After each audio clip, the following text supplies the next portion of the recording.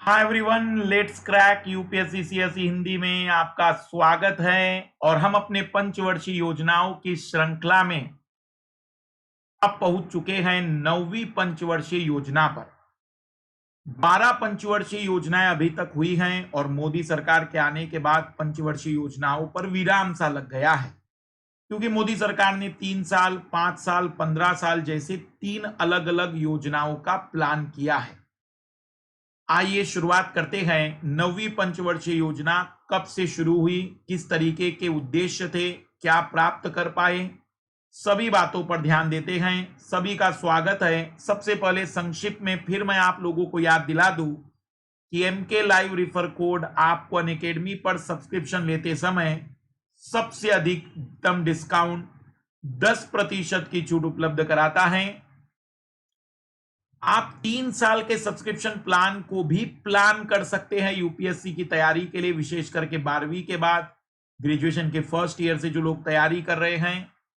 Iconic subscription भी आपके पास एक बेहतरीन विकल्प है। और यदि ज्योग्राफी ऑप्शनल या कोई भी ऑप्शनल लेना चाहते हैं तो 18 से ज्यादा ऑप्शनल सब्जेक्ट आपको ऑप्शनल सब्सक्रिप्शन प्लान में उपलब्ध होते हैं। हमारा नया channel UPSC CSE pro, exclusively हमारे वीडियो के लिए आप सब्सक्राइब कर सकते हैं।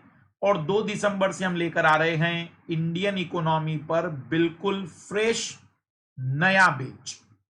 9वीं पंचवर्षीय योजना 1997 से लेकर 2002 तक चली। इस पंचवर्षीय योजना के दौरान भी सरकारें आई और चली गई। आप देखेंगे कि इंद्र कुमार गुजराल, देवगौड़ा, फिर अटल बिहारी वाजपेयी।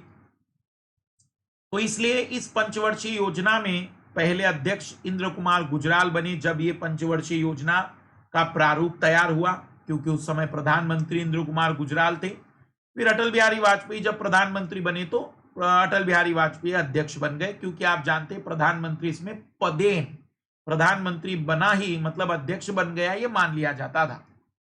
इसका मूल लक्ष्य था सामाजिक न्याय और समानता के साथ विकास। विषमताओं को दूर करने का प्रयास किया गया। गरीब और अमीर के बीच की जो गैप था, महिला और पुरुष के बीच का जो गैप था, शहर और गांव के बीच का जो गैप था, उसे कम करने का लक्ष्य रखा गया। उदारीकृत मॉडल इसे कहते हैं, क्योंकि जो एलपीजी लेकर आए थे उसको फिर आगे बढ़ाने का प्रयास किया गया था। तो अध्यक्ष अटल बिहारी वाजपेयी और उपाध्यक्ष थे मधु दंडवते। उद्देश्य था पूर्ण पैमाने पर रोजगार, संपूर्ण रोजगार, मतलब रोजगार बहुत बेहतर तरीके से पूरे साल भर मिलने चाहिए, इस तरीके का उद्देश्य रखा गया। घरेलू संसाधनों पर लगातार निर्भरता बढ़ाने की बात की गई।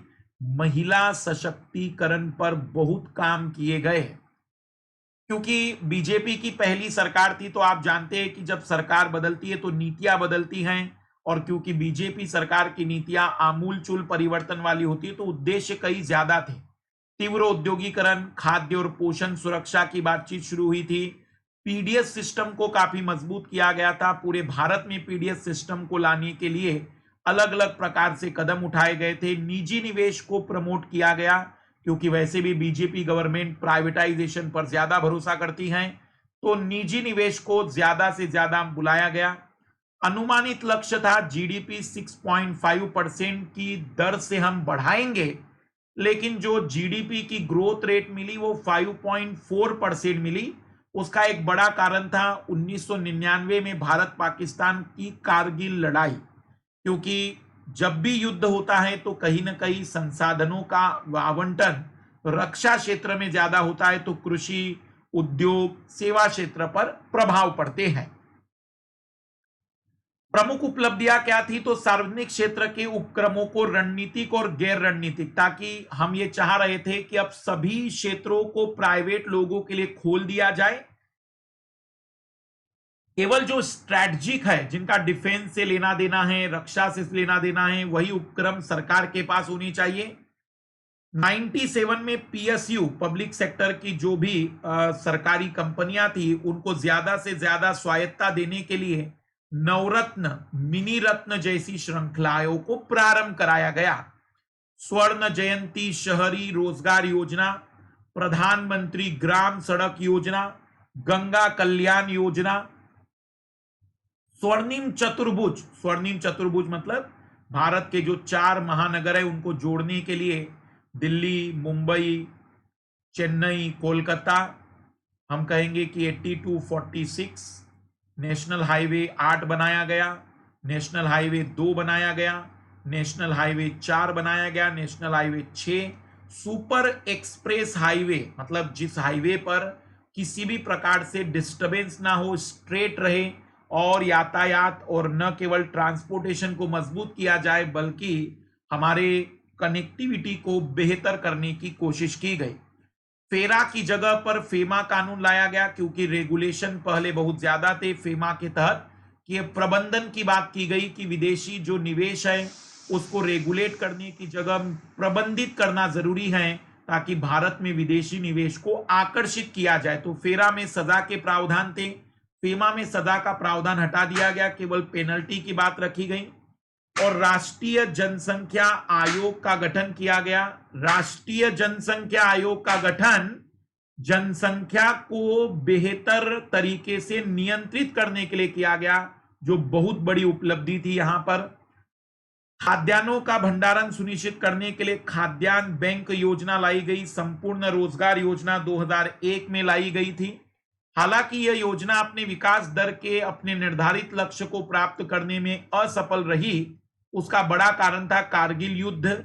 लेकिन फिर भी इस योजना ने, जब बीजेपी की नई सरकार आई तो नए आमूलचूल परिवर्तन अर्थव्यवस्था में, पूरे आर्थिक ढर्रे में बहुत से बदलाव किए गए। किंतु इस योजना अवधि के अंतर्गत 1991 में लागू हुए आर्थिक सुधारों को बहुत गति मिली और कहीं ना कहीं वो आर्थिक सुधार बीजेपी की सोच और उसकी नीति के अनुसार ही थी। इसी का परिणाम हुआ कि कारगिल युद्ध जैसा युद्ध झेलने के बावजूद भी इस योजना ने बहुत अच्छे परिणाम भारत के सामने रखे। अगली 10वीं योजना हम देखेंगे अगले पार्ट में। इंतजार करते रहिएगा, शेयर और लाइक करते चलिएगा और MK live refer code use करते चलिएगा। सभी को बेस्ट ऑफ लक। बाय।